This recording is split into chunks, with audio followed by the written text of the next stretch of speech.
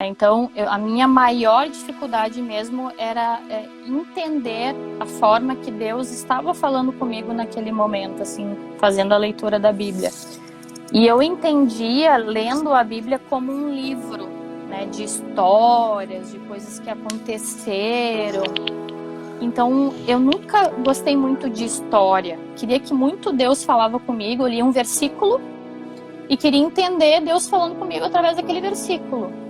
E não entendia o contexto, não entendia todo o enredo. E era uma coisa assim, bom, eu vou ler a Bíblia agora, vou pegar esse livro e vou pintar aqui um versículo e Deus vai falar comigo através desse versículo. E eu não entendi o contexto daquilo. E exatamente como tu falou, assim, por que eu não tô tendo entendimento, né?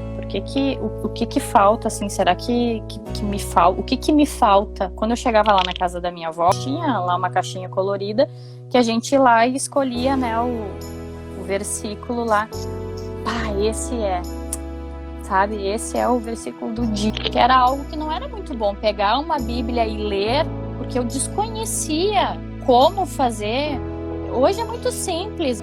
Eu entendi, né, já na primeira aula, que eu tenho acesso direto. Eu muito terceirizei, assim, que o pastor, o que eu tinha de direção era o que era falado. O entendimento se abriu muito, assim, do acesso, né, direto que eu tenho. É tão diferente hoje, assim, que eu te digo, Abner, assim, ó, eu não consigo ler um versículo mais. Hoje eu inicio um livro e eu termino o livro. Eu posso fazer por capítulo, mas eu já vou em busca todo um contexto. Eu realmente observo aquilo ali, eu realmente vou interpretar aquilo ali.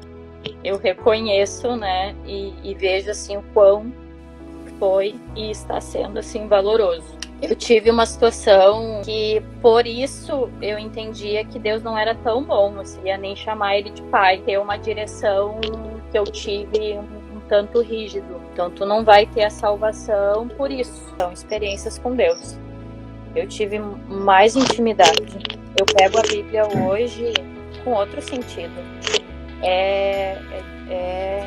Se resume em experiências, em intimidade. Eu não tenho como te falar outra palavra, assim, porque de fato, para mim, hoje eu leio diferente, querendo ouvir a palavra de Deus, conversar, ter a intimidade, ter um tempo ali com Ele. Eu mais antes tinha um compromisso, vou te dizer bem sincero, assim, do que uma relação. Eu tenho que falar, eu tenho que ler, eu tenho que saber, eu tenho que aprender. Eu tenho. E hoje eu sinto a necessidade e um prazer de fazer isso. Então é a experiência que eu tô tendo, a intimidade que eu tô tendo além.